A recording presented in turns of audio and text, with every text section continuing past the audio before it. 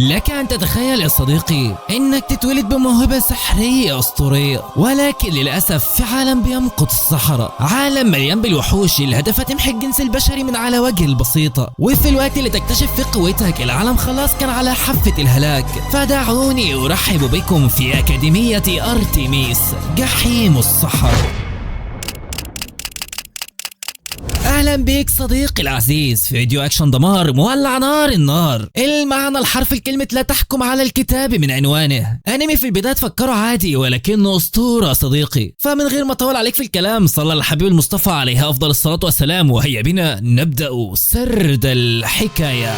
ده هو سيد، عيل طيب مجنون بيحلم يكون ساحر ملوش مثيل، وهو دلوقتي في طريقه لملاقاة صاحبه تومي. بيكون مستنيه في الغابة، ولما سيد بيوصل عنده بيقول له ايه اللي اخرك يا عم انت؟ بيعتذر لسيد وبيقول له ما تقلقش هعوضك، وبيطلع كتب سحرية من معاه. تومي بيقول له هو انت سرقت كتب من مكتبة ألما مرة تانية؟ بيقول له سيد ما اسمهاش سرقة بما ان محدش شافني وانا هرجعهم قبل ما حد يلاحظ. بيفتح سيد احد الكتب السحرية وبيجرب تعويذة منهم ولكن ما كانش عارف يستخدمها، بيجرب تعويذة تانية وبرضه نفس الوضع. واخر لما بيتخانق بيستخدم سحره الخاص وبيجمع طاقة مهولة في قبضته وبيقول لكم صخرة بيطيرها. الله، ده القوة دي كلها يا عم سيد. تومي طبعا بينبهر وسيد لسه هيتفشخر قدامه وبيلاقي الصخرة صدمت في المزرعة القريبة منهم وقطع من التيران جايب اقصى سرعته عليهم. الاتنين بيهربوا من المكان قبل ما يتعملوا ستيكر على الارض. وفي مكان اخر بنشوف الست دي وهي ألما الساحرة المسؤولة عن سيد. كانت بتشتري شوية حاجات من المحل ولكن صاحب المحل ما كانش عايز يديها. الست بتتخانق منه بتهدده ان هي هتفجر له المحل، فبيروح يجيب لها الحاجة هوا. ما بالراحة يا حاجة ألما. سيد في الوقت ده كان لسه بيجري من قطاع البقر اللي وراه. بيقول في باله ألما لو عرفت هتفشخني، ومش بيلحق يخلص الكلمة بيلاقيها جنبه الواد اتصدم يا عيني. وفي ثواني ألما بتستخدم السحر بتاعها وبتوقف المصيبة اللي الست عملها. بتروح علشان تديله على عينه ولكن بيجي اهل القرية وبيوجهوا اللوم كله ليها، فست وألما من الصحراء والبشر العاديين بيكرهوهم. سيد بيحاول يقول لهم انا السبب وألما هي اللي انقذت الوضع، ولكن ألما بتوقف وبتقول له مفيش فايدة، البشر عمرهم ما هيفهموا وهيفضلوا يكرهونا بدون اي سبب. ألما بتقول لهم اللي هدفع ثمن الاضرار وبتاخد ست وبيمشوا من المكان في ثواني. بنشوف سيد بعدها بينظف جدران القلعة الطايرة بتاعتهم علشان خالف اوامر ألما وعمل مشاكل في المدينة. بيسأل ست ألما انت ليه سمحتي لهم يرموا اللوم كله عليك النهارده؟ المفروض اننا صحراء وهم اللي محتاجين لينا. بتقول له يا ست البشر شايفيننا بنفس الطريقة اللي شايفين بيها وحوش النمسس اللي بيدمروا الامان اللي عايشين فيه. بمعنى تاني احنا وحوش، ولكن سيد بيزعلها وبيقول لها احنا مش وحوش يا ألما، من غيرنا البشر هيكونوا في عداد الموتى. ألما بتكمل وبتقول له لو كل وحوش النمسس اختفوا من العالم ممكن ساعتها البشر يتعاملوا معانا بشكل طبيعي. اما تاني يوم بيروح سيد يقابل تومي في الغابة وكالعادة بيحاول يستخدم السحر بتاعه ولكنه بيفشل برضه. بيقول له تومي امي قالت لي امبارح ما العبش معاك علشان انت من الصحراء. بيتضايق سيد طبعا من الكلام وبيقول له احنا اللي بنحمي العالم ده، فوحوش النمسس بتهدد العالم كله ومفيش غيرنا يتصدى ليها، ولكن في يوم من الايام انا ههزم كل وحوش النمسس اللي في العالم. وفجأة هما بيتكلموا وبيلاحظ تومي شيء غريب بيسقط من السماء. سيد بيتفاجئ وبيقول له دي بيضة نمسس.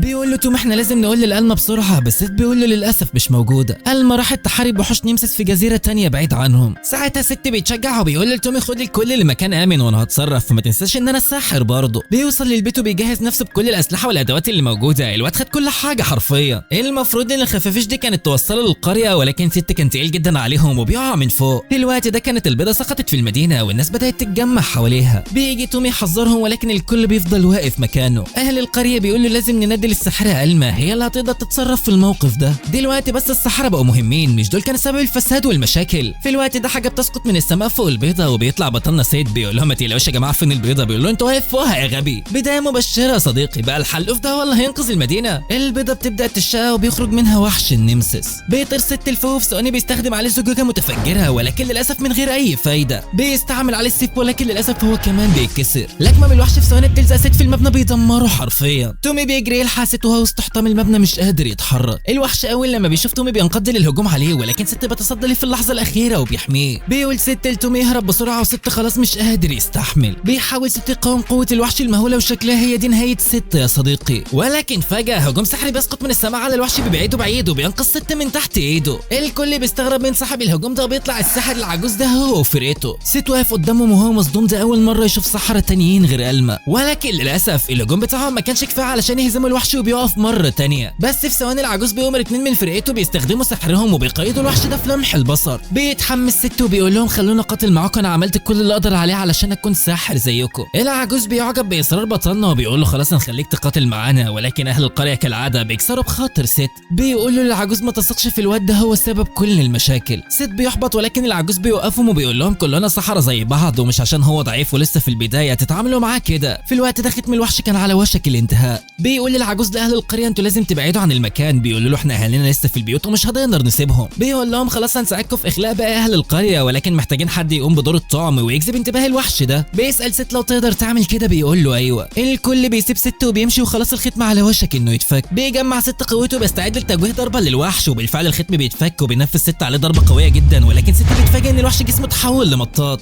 بينقض الوحش على ست وبيطارده، والواد بيجري ومش عارف بيتصرف. الوحش بيقرب منه فبينط لفوق بيوجه له ركله، ولكن نفس النتيجه الوحش مش بيتاثر بسبب جسمه. بيوجه لكمه ست ولكنه بيتفاداها وبيجمع قوته بهجوم تاني، ولكن الوحش بيطيره لبعيد بيلزقه في احد المباني. في الوقت ده بيوصل تومي هو واهل القريه عند ابوه في المصرف. بيعرفهم اللي حصل وان هم لازم يهربوا من المكان، وبيوصل العجوز وفرقته بيقول لهم هو انتوا لسه هنا؟ بنرجع لست اللي كان عنده خطه وهي انه يستخدم السلسله دي علشان يقيد الوحش بيها. بيجذب انتباهه بالفعل بيطارده وبيستغل الست ده وبيقيده، ولكن وسط ما كان واقف بيتريق على الوحش بعد ما قيده، والوحش بيغير وشه وبيستخدم السحر هو كمان. ست بيهرب على طول وهو متفاجئ، والوحش هجومه كان قوي لدرجه انه دمر جزء كبير من القريه. في الوقت ده كانت ألما راجعه للقريه، واول لما بتقرب بتحس بوجود الوحش فبتجري على هناك بسرعه. ست نجا من الهجوم ولكنه بيسمع صوت صراخ تومي. بنروح عند تومي والمفاجاه انه بيقوم مقيد هو وباقي اهل القريه، واللي عمل كده هو العجوز وفرقته. بيقول لهم دي غلطتكم علشان ما هربتوش من المكان بسرعه. العجوز وفرقته بيسرقوا كل الفلوس اللي في المصرف. يا ابن الغداره. بيوصل ست على المكان وبيقول لهم ايه اللي بيحصل. بيقول له العجوز انت ساعدتنا كتير في الوقت اللي كنت بتشغل فيه وحش النمسس، فاحنا جمعنا ثروه هنا. اهل القريه بيفهموا ان ست متفق معاهم من البدايه. بيقول له انت كنت مصاحب تومي بس علشان عرفت ان ابوه شغال في البنك. بيحاول ست يدافع عن نفسه ولكن مفيش اي فايده. بيرمي له العجوز كيس فلوس وبيقول له شكرا على مساعدتك، ولكن ست بيطبق وش امه بالكيس.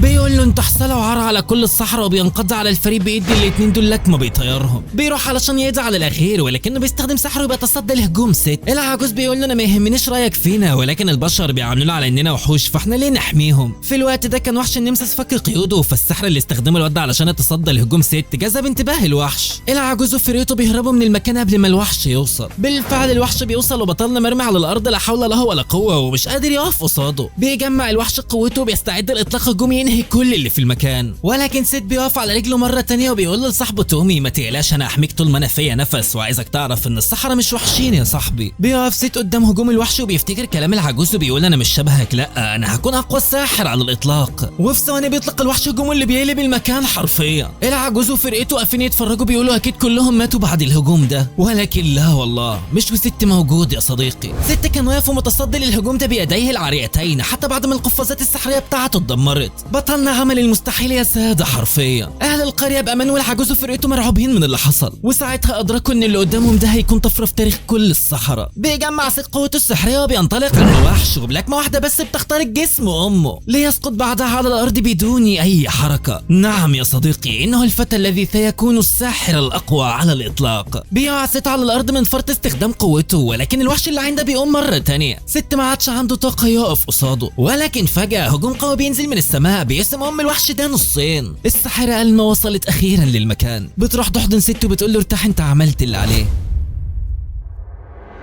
بيفوز ست بعدها في البيت وألما جنبه وبيسألها ايه اللي حصل. بتقول له ان تم هزيمة وحش النمسس وتم القبض على العجوز وفرقته وسلمتهم. بيقول لها كويس. بتقول له لا انا قلت لك كم مرة ما تستخدمش قوتك من غير القفازات. فرقة التفتيش لو شمت خبر عن الموضوع ده مش هيسكتوا وهيتم القبض عليك يا اهبل. فده بالنسبة لهم شيء غريب ومفيش ساحر عادي يقدر يعمله، وهم بيكرهوا اي حاجة غريبة ومش مفهومة. بتكمل وبتقول له انت شفت الموضوع اكتر من مرة صح؟ البشر والسحرة عمرهم ما هيفهموا بعض. بيقول لها ست يبقى انا هازم كل وحوش النمسس اللي في العالم علشان نعيش في امان. من النهارده انا عندي هدف واحد بس، هو ان الاقي رايدن معقل وحوش النمسس وادمرها بكل اللي فيها. ألما بتتفاجئ وبتقول له دي كلها خرافات واساطير يا ابني، المكان ده محدش عارف هو حقيقي ولا لا. ست بيقول لها ما يهمنيش انا هفضل ادور واحاول لحد ما الاقيه. ست بينام وبتروح ألما تقعد لوحدها وبتفتكر اول مره قابلته فيها. فمن 10 سنوات القريه بتاعت ست اتدمرت بالكامل بسبب هجوم النمسس، ومن شده القتال ألما سقطت مغمى عليها، ولما فتحت عينها في المشفى ما كانتش فاكره اي شيء عن نفسها، وكان جنبها الطفل ده وهو ست الناجي الوحيد من القريه. القريه، وهي دي الحادثه اللي فقدت ألما دراعها فيها. بيقول لها الدكتور انت تعرفي الواد ده، انت كنت حاضناه وسط النار وكانك امه وعايزه تحميه. من وقتها وألما مشيت رحله طويله بتدور فيها على اي شيء يرجع ذكرياتها، وما كانش فاضل لها اي شيء من الماضي غير ست. في الاول ما كانتش تتعامل مع ست زي دلوقتي، ست كان بالنسبه لها خيط ممكن يوصلها لشيء عنها. وفي يوم من الايام ألما سابت ست في البيت لوحده وخرجت لاصطياد احد النمسس. وقتها اطفال القريه من البشر اتلموا على ست وفضلوا يضربوا فيه. الواد حرفيا شاف كل انواع العذاب والاضطهاد وهو صغير، ومن كتر الضغط اللي كان عليه اتفعلت قوته بالغلط. ولما ألما رجعت لقيت البيت متدمر وست مش موجود هناك، ودي كانت اول مره تحس بالقلق على ست. في الوقت ده في مكان اخر في القريه الاهالي كانوا مقيدين ست وعايزين يحرقوه وهو حي. بيقولوا لبعض احنا لازم نقتله قبل ما يلمس حد فينا ونقل لنا العدوى. ده ايه الجحود ده؟ البشر فاكرين ان الصحراء مصابين بلعنه من النمسس،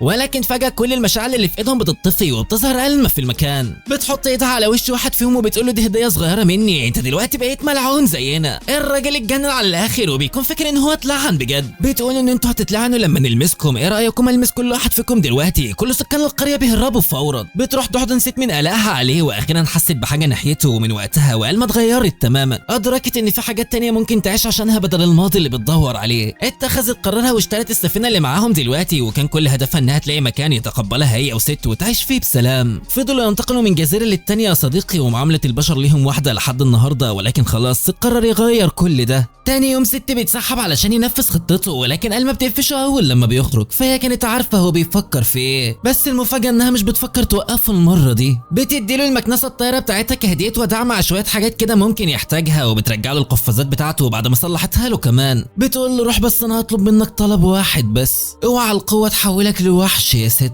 ست بيقول لها ما تقلقيش يا ألما، ابنك هيكون السحر الاقوى على الاطلاق. بيسيبها وبيمشي، ولكن بيرجع يحضنها تاني وهو بيعيط للمره الاخيره وبيشكرها، وبعد كده بيمشي بجد المره دي. ألما هي كمان بتبكي. فاغمضتها كي لا تفيض فامطرت، وداع على امل اللقاء قريبا.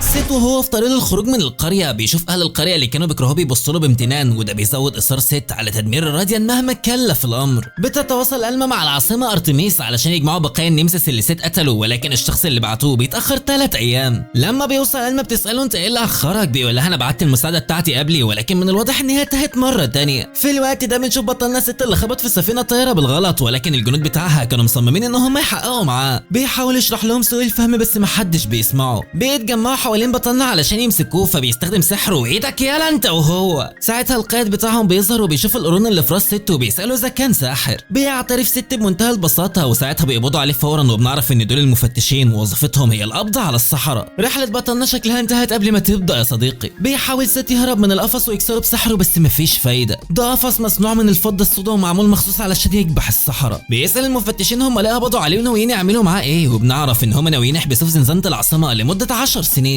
بيقول لهم كده انا مش هعرف اوصل للراديان واحقق حلمي. الكل بيستهزأ بكلامه بيقولوا له دي خرافه يا ابني انت، ولكن بطلنا كان مصمم انه هيوصل لها ويتخلص من كل وحوش النمسس بنفسه. فبيحس القائد ان هو ولد غبي، والجنود بتاعه بيسالوه هم السحرة ملعونين فعلا؟ بيقول لهم طبعا، وعشان كده من واجبنا القبض عليهم ومحاوله كبحهم. فاي شخص بينجو من اتصال جسدي بالنمسس بتنزل على جسمه لعنه بتسممه وبتخلي الناس تكرهه. بينزلوا القفص اللي محبوس في بطلنا للقبو بتاع المدينه، وساعتها ست بيحس بالندم لانه ما سمعش كلام ألما لما نصحته يخفي قرونه. بيفتكر كلام ألما لما قالت له يروح لمدينه ارتميس ويدور على شخص اسمه ياجا، وده كان واحد من اقوى السحرة وممكن يساعد ست في رحلته. وفجاه في وسط ما بطلنا بيعني بنفسه وبيكتشف ان هو مش لوحده وفي ساحره محبوسه جنبه في القفص، ودي مش اي ساحره، دي من قريه ارتميس، واتقبض عليها وهي رايحه تجمع بواقي النمسس اللي كانت في قريته. بالمناسبه البنت دي اسمها ميلي، وكان معاها حيوان اليف صغير، وحاليا هي مش عارفه تخرج لانها انفصلت عن الشخص الوحيد اللي ممكن يثبت هويتها وهو دوك. وبمجرد ما بتجيب سيرته فجاه السفينه بتتهز، وبنكتشف ان هم قبضوا على سفينه دوك كمان. بيحاول دوك يخفي هويته بسرعه علشان يسيبوه، بس ميلي بتفضحه في ثانيه وبتعرف الكل ان هو رئيسها، فهي كانت فاكره انه جاي علشان ينقذها، وفي النهايه لا بينقذها ولا بيهرب وبيشرف في القفص جنبها. بيعرف ست منه ان هو كان رايح يجمع بقايا النمسس من قريته، فبيقول له بكل فخر خد بالك انا اللي قضيت على النمسس ده. دوك بيتعصب عليه اكتر لان البقايا مقطوعه الاشلاء وملهاش اي فايده، وبكده حتى المكافاه ضاعت عليه واتحبس. في الوقت ده بيستغل حيوان من الفرصه وبيسرق المفاتيح بتاعه القفص من نائب القائد وهو سرحان، وبيساعد وبيساعدهم في الهروب، ولكن سيد بيصمم ياخد مكنسته وحاجته قبل ما يمشي، بس للاسف القائد دراجو بيشوفهم وساعتها بيقوم جنوده بالقبض عليهم. بيستخدم سيد سحره علشان يبعدهم عنه وبيخلي ميلي ودوك يجيبوا حاجته، فبترجع ميلي عصايتها وبتبدا تصد هجمات الجنود، ولكن الهجمات بتاعتهم بتزيد لحد ما بيكسروا حاجز الحمايه وبيتجمعوا حواليهم مره تانية. ساعتها بتتحول ميلي لشخصيتها التانية وبتبدا تهجم عليهم بغضب، بتحاول تقنعهم يرجعوا السفينه بالهدوء ولكنهم بيرفضوا، فبتهجم عليهم لحد ما بتطيرهم من السفينه، ولكن للاسف مش بتاخد بالها من القائد اللي فجاه بيوصل عندها وبيكون لسه هيخلص عليها، ولكن سيد بيتدخل وقتها بكل شجاعه وبيطير ناحيتهم بالمكنسه بتاعته علشان يوقفوا. بيمسك ميلي ودوكو بياخدهم للسفينه بسرعه وبيتحركوا على ارتميس. بيهربوا بسرعه وبيسيبوا دراجو في صدمته بعد ما شاف ان الست استخدم السحر بيديه العاريتان. بعد شويه بيوصلوا لبوابه مدينه ارتميس اخيرا. بيروح ست علشان يسجل دخوله وبيكون دوك شايل الهم لانه بكده هيكون الوصي بتاعه طول ما هو موجود في المدينه، بس فجاه بتيجي في بال دوك فكره للتخلص منه وبيحاول يقنعه يسجل اقامته في البلد علشان يعرف يقابل ياجا. بياخدوا علشان يلحقوا مراسم التسجيل فورا، ومن الواضح كده ان في سر في الموضوع. سيد بينبهر بالمدينه علشان مليانه بالصحراء من كل الاصناف ومحدش فيهم مضطر انه يخبي قوته. بيوصل لمكان المراسم وتقريبا كده كل سكان المدينه متجمعين علشان يرحبوا بالصحراء الجدد، وساعتها بيوصل مؤسس مدينه ارتميس وهو القط ده واللي اسمه ماجستي. بيرحب بالاعضاء الجدد وبيعرفهم ان هم يستفيدوا كتير من الاقامه وكل اللي عليهم ان هم يوقعوا العقد بس. بيحسس بالتردد في البدايه ولكن ماجستي بيفضل وراه لحد ما بيقنعه هو والباقيين، وبمجرد ما بيوقعوا بيفتح العقد الحقيقي وبيكتشف ان هم مديونين للاكاديميه ولازم يشتغلوا الصيادين عندهم علشان يسددوا الدين ده. في اللحظه دي بس بنفهم سبب حماس دوك انه يسجله، فهو كان فاكر انه هيتخلص من ست بالشكل ده ولكنه بيقع في شر اعماله وبيكتشف ان الوصي بيتحمل نفس مسؤوليه الدين. ست وقتها بيفتكر ان ألما حذرته منه، ولكن بعدها حبيبي هو انت بتفتكر بعد ما المصيبه تقع. بيقرر ان هو ما يسمعش كلام ماجستي وبيعرفهم ان هيمشي بمجرد ما يلاقي ياجا، فبينهار دوك ساعتها. بيخرج ست بعدها للبحث عن ياجا مع ميلي وبيقرروا ياخدوا لفه في المدينه، فبيستخدموا كل حاجه بفلوس وبيزودوا الدين اكتر واكتر. مش بس كده، كمان لما بيروحوا للحانه علشان يسالوا عن ياجا بتتعصب ميلي على واحد من اللي قاعدين وبتفجر الحانه بالكامل. ساعتها الدين بيوصل ل 12 مليون وبياخد ست لقب ملك الديون. بيلاحظ ساعتها ان برغم الديون والمصاريف المجنونه دي الا ان الصحراء عايشين هنا بسعاده، ومجرد ما بيقول الكلام ده بيظهر راجل غريب جنبه بيقول له كفاره يا عم انت لسه واخد بالك، وبيوعده ان هو هيوصله لياجا بس بيساله الاول عن رايه في اكاديميه ماجستي. فبيقول له ست ان القط ده مريب جدا بس على الاقل مفيش حد هنا بيناديهم بالمصابين او بيعاملهم بشكل مختلف، وكمان بيقدروا يستخدموا السحر من غير ما اي حد يبص لهم بنظرات مشبوهه. بيقول له طب انت عارف ليه ماجستي بيجمع كل الفلوس دي؟ ساعتها ميلي بتقول ان هم بيستخدموها في الابحاث علشان يكسروا اللعنات اللي عليهم، ولكن الراجل بيقول له في سبب تاني لا. وفجاه بتنطلق انذارات المدينه في نفس اللحظه وبيكتشفوا ان في هجوم جاي عليهم. وحده التفتيش مشت ورا بطلنا علشان تقبض عليه هو ودوك وميلي، ولكن وقتها بتظهر قوه مدينه ارتميس فالصحراء بيتصدوا لهم وبتوصل اوامر لهم بالتراجع فورا. بنكتشف وقتها ان ماجستي بيستخدم الفلوس لزياده نفوذ ارتميس وحمايه سكانها، وده غير ان في 13 ساحر هناك وكل واحد منهم قادر انه يقضي على الاف الجنود. يعني من الاخر كده عندهم قوه سياسيه وعسكريه وقتالهم اشبه بالدخول في حرب مع الامه بذاتها، وعشان كده بيقوموا يدرجوا جنوده بالتراجع للمقر الرئيسي، بس بيقرر يبلغ الجنرال توروك بقوه سيس فورا. وبمجرد ما بيتراجعوا بيقول الراجل العجوز للست ان دي هي قوه اكاديميه ارتميس، وعشان كده تعتبر الملاذ الوحيد للسحرة المضطهدين، وبيستخدم ماجستي اي وسيله لحمايتهم. بيسالوا بعدها هتعمل ايه لما تقابل ياجا، فبيقول له ست هساله عن رايدن واروح ادمرها طبعا، ولكن الراجل بيقول له محدش يعرف اذا كانت رايدن حياه ولا لا، ومن المنطقي انك تقعد في المكان ده وتحميه. ست بيتمسك بقراره، فحتى لو المكان ده امن الا ان الناس اللي بره بيواجهوا خطر النمسس لوحدهم، وعشان نساعدهم لازم نغير العالم بحد ذاته. وبمجرد ما بيشوف الراجل الاصرار اللي عند بطلنا بيقرر يساعده وبيعرفه ان هو ياجا اللي بيدور عليه.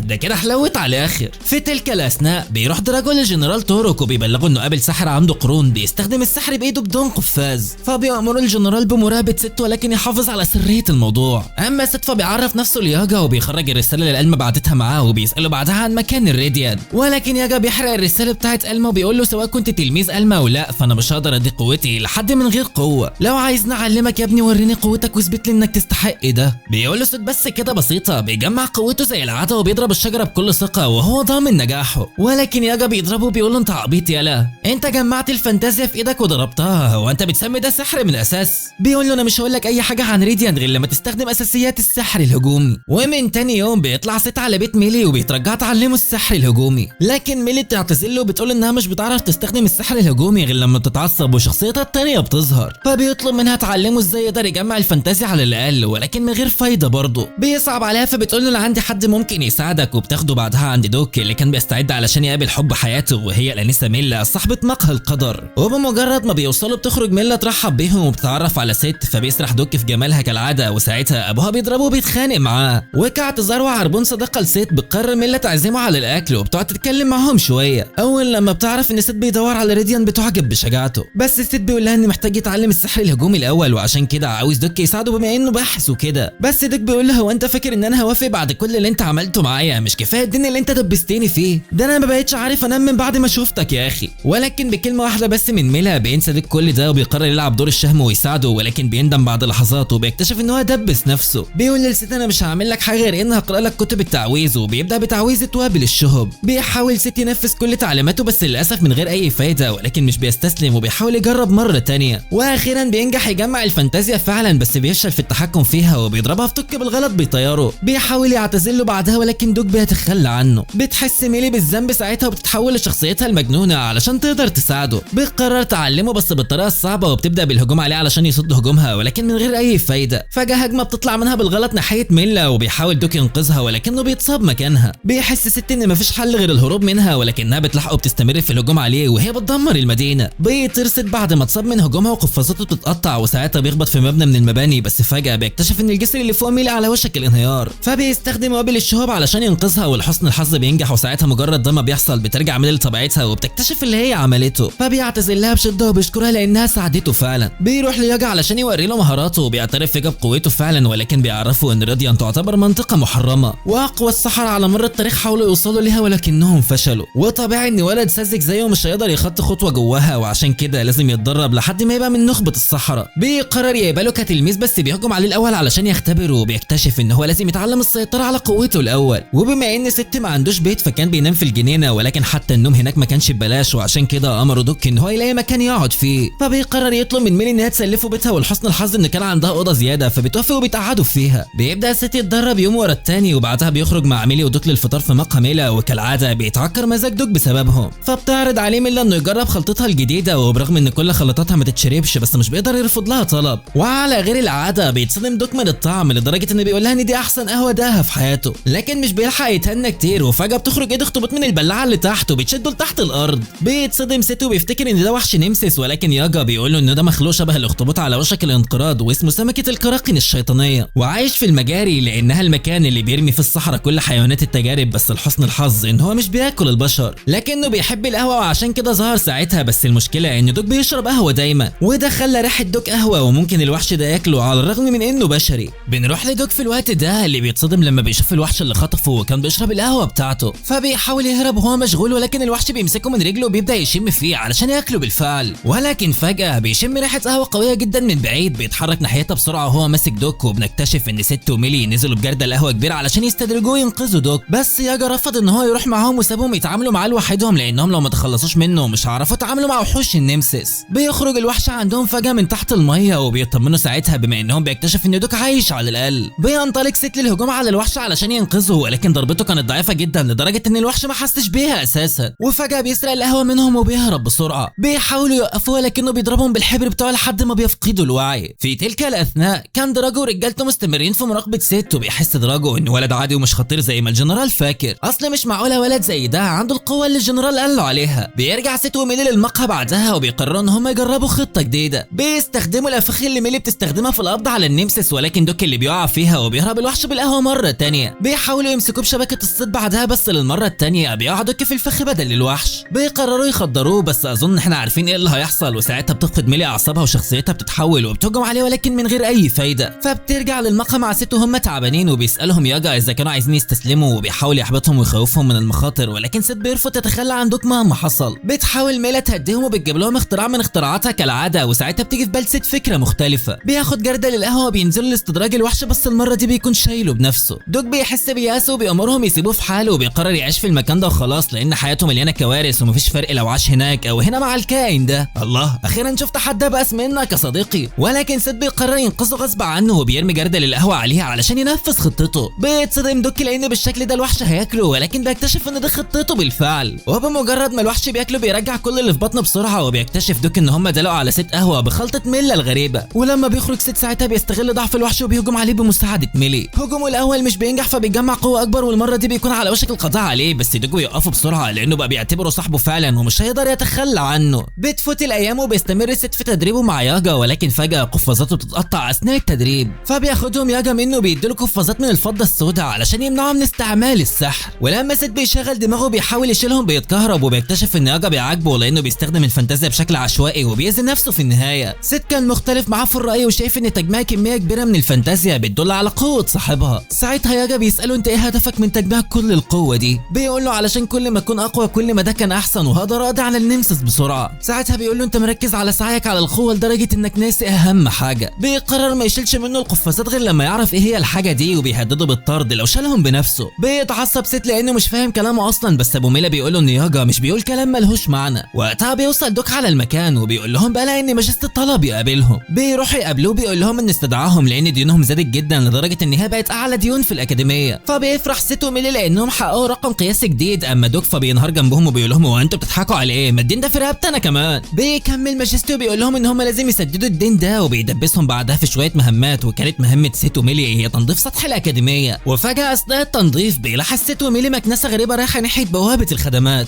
لما بيروحوا ياخدوا نظرة عليها بيكتشف سيت ان هم الفريق الرباعي اللي سرقوا قريته قبل كده، ومن الواضح ان هم هربوا من ألما وكانوا بيخططوا لسرقة الكنز المخفي في الاكاديمية. بتهجم ميلي عليهم بسرعة وبنكتشف ان هي كانت بتتدرب على السحر الهجومي، ولكنهم للاسف بيصدوا هجومها وبيهجموا عليها. بتتصدى ميلي للهجوم وبتكتشف ساعتها ان هم بيستخدموا هجومهم لانتاج السحر بدل القفازات السحرية. بيستمروا في الهجوم عليهم وبتصد ميلي كل هجماتهم وبتهجم عليهم بعدها، ولكن من غير اي فايدة للاسف. بيكتشف الزعيم ان سيت مش قادر يستخدم السحر بسبب قفازاته، فبيعرض عليه يساعده في التخلص منهم مقابل التغطي عن اللي هم عملوه. بيعترف له ان هو معجب بيه وبقوته، فالقوة هي كل شيء في العالم ولو امتلكها يخلي كل حاجة تمشي على مزاجه. ساعتها سيت بيتعصب ويقول له بلاش تكلمني وكأني زيكم، انا طبعا عايز ابقى اقوى ولكن مستحيل استخدم القوة بنفس الطريقة المثيرة للشفقة اللي انتوا بتستخدموها بيها، انا هقدر اهزمكم من غير السحر. فبيقول له الزعيم ده في احلامك، وبيهجم عليه مع فريقه. في اللحظة دي بتتحول ميلي وبتصد هجومهم وبتهجم عليهم بعدها بكل قوتها، بس بتكتشف ان هي محتاجة تلاقي حل مع الدرع اللي بيستخدموه. ساعتها بتيجي في بال سيت فكرة وبيطلب من ميلي تهجم مرة تانية، وبيستغل الهجوم الانفجاري علشان يطير لحد ما بيتجاوز الدرع بتاعهم وبوم بيهجم على الزعيم. في نفس الوقت بتتخلص ميري من اخر ولد في الفريق وبترجع بعدها لطبيعتها، ولكن الزعيم بيقوم يقبض عليها فجأة وبيهدد سيت بيها، فبيضربوا الحيوان الطاير بتاعها لحد ما بيبعدها عنه. بس فجأة بيقع الزعيم من فوق السطح، بينزل سيت وراه فورا بمكنسته وبيخلع قفازاته علشان يستخدم السحر، ولحسن الحظ بينقذه في اخر لحظة. سيت بيتضايق وبيروح يعتذر لياجا بعدها لانه ما قدرش يوفي بوعده. بتحاول ميلي تدافع عنه ولكن سيت ما كانش ندمان وبيقرر يدور على طريقة تانية لو اتطرد. فبيتنهد ياجا بيقول له هو انت مين قالك ان انا هطردك اصلا؟ فبالرغم من انك خالفت اوامري ولكني هعتبرك نجحت في الامتحان المرة دي، فمن الواضح انك عرفت الاجابة. وبيقرر يرجع له القفازات بعد ما صلحهم ولكن خلاهم من غير صوابع. بيقول له انه ما كانش عارف يجمع الفانتازيا طول الوقت بسببهم، وكان بيجمعهم بدراعاته ناحية القفاز مش اكتر. وقال ما عملت القفازات بالشكل ده علشان تحميه، فبالرغم من انه بيستخدم السحر من غير قفازات الا ان معظم السحرة مش بيقدروا يعملوا كده، ولكن باستخدام القفازات الجديدة هيقدر يستفاد من القدرات اللي اتولد بيها. وبالفعل بينبهر سيت من فرق القوى الرهيب وبيأمروا ياجا يستعد للمستوى الثاني من التدريب. وبعد التدريب بيروح ياكل وبيشوف ياجا اخبار عن مفتشين مدينة رامبل، فبيقول له سيت انهم اشخاص سيئين لانهم بيعتبرونا اعدائهم، بس ياجا بيقول له ان هم بشر برضه واكيد في اختلافات ما بينهم ولازم يفهم الكلام ده قبل ما يقاتلهم والا هيجبروه على الغلط. وفي تلك الاثناء كان دراجو طاير بسفينته كالعاده وبيضيع وقته في صيد العشاء لفريقه، بس من الواضح ان في حد من الجنود الجدد كان حاسس بخيبه امل، فده مش القائد اللي كل الناس بتتكلم عنه وعن قوته.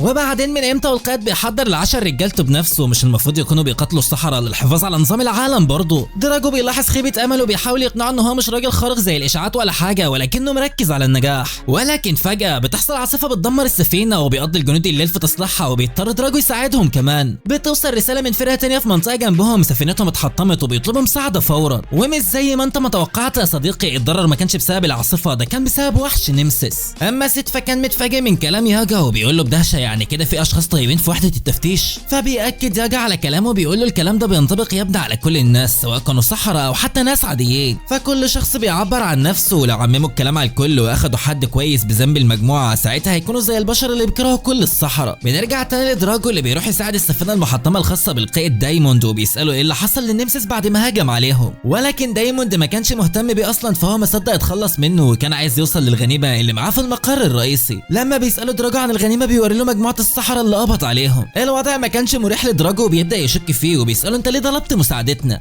بيقول له دايموند علشان تساعدوني في تصليح السفينه طبعا، وبالفعل بيضطر رجالته يساعدوهم لحد ما بيصلحوها. ولكن فجاه بيظهر النمسيس اللي هجم عليهم مره تانية، وبيفتكر دايموند ان هو بيطاردهم، ولكن دراجو بيلاحظ ان هو مش مهتم بيهم اصلا، ومن الواضح ان هدف النمسيس ده البلد القريبه منهم. دايموند مش بيهتم بالمدينه بدل هيكونوا في امان، وساعتها بيعترض الجندي الجديد وبيقول له بالشكل ده المدينه هتتدمر. بس اللعين اللي اسمه دايموند ده ما كانش مهتم غير بالقضاء على الصحراء وبس. ساعتها دراجو بيتدخل وبيقول له انهم بيقتلوا الصحراء لانهم بيهددوا حياه البشر الضعفاء احيانا، وفي الحاله دي فالنمسيس يعتبروا شبه الصحراء. بيتوتر دايموند وبيقول له بس الاسلحه بتاعتنا مش معززه بالفانتازيا على عكس الصحراء ومش هنقدر نقضي عليهم. ولكن دراجو بيقول له حتى لو مش هنقدر فاحنا عندنا طرقنا الخاصه للقتال. بيجمع كل جنوده بعدها بيقول لهم اطمنوا هنرجع لوظيفتنا الحقيقيه اخيرا. وبالرغم من ان النمسيس عدو مخيف وحتى انا مش عايز اقتله، وعشان كده انا مش هقدر امركم تضحوا بارواحكم. الجنود بيتحمسوا بيقولوا له احنا معاك يا ريس، وبينطلقوا بعدها للقضاء على هذا النمسيس اللعين. بيفضل دايموند في السفينه بيتمنى موت دراجو لانه احرجه، ولكن امنيته مش بتتحقق، وبيرجع دراجو بعد ما بعد النمسيس عن المدينه من غير اي خسائر. وبالرغم من انه ما تخلصنا منه ولكن منعه من الطيران ووقعه في البحر علشان يبعدوا عن المدينه. وبعد ما بيرجع بيقبض على دايموند كمان لانه حبس بشر عاديين وادعى ان هم سحرة علشان يترقى زي ما بيعمل دايما. بيقول له انت عار على المفتشين وزيك زي السحرة اللي بيهددوا حياه البشر الضعفاء. بيقرر يحاكمه قدام الجنرال تورك شخصيا، وبيرجع لسفينته مع جنوده بعدها وبيطبخ لهم العشاء كالعاده. بس المره دي كان نظره الجندي الجديد ليه مختلفه تماما. وبالرغم من ان دراجو تخلص من خطر النمسيس ولكنه كان قلقان لانه كان متصاب بجرح كبير بالفعل قبل ما يهجموا حتى، وكأن حد ضربه بسيف ضخم. بيفوت الوقت وفجاه بيحصل مهرجان في ارتميس، وبيتفاجئ ست لما بيكتشف ان ماجستي بيعمل مهرجان كل ما يحب، وبيفتكر انه بيعمل حاجه كويسه اخيرا. لكن دوك بيقول له انه بيقيم المهرجانات دي من ناحيه المكسب المادي وبيحاول يجمع العملات الاجنبيه، ده غير انه بيعمل علاقات مع الدول وبكده بيضمن ان وحده التفتيش مش هتعمل مشاكل معاهم بسهوله. بينصحه يستغل الفرصه ويشارك في سباقات المكانس يمكن يفوز بالجائزه الماليه ويسد جزء من دينه. بالفعل بيقرر سيتو وميلي يشاركوا يا صديقي، وبيكتشفوا ان الجائزه 10 مليون ولكنهم محتاجين يدفعوا رسوم المشاركه في البدايه، وبما ان مفيش معاهم فلوس فطبيعي ان هم مش هيقدروا يشاركوا. فبيظهر ولد غريب كده وبيقول لهم امشي انت وهي من هنا، ده مش مكان للفقراء. بيكتشفوا ان ده بطل سباق المكانس السابق واسمه نيكي، وكان مشهور باستغلال فلوسه ونفوذه في الوصول للي هو عايزه.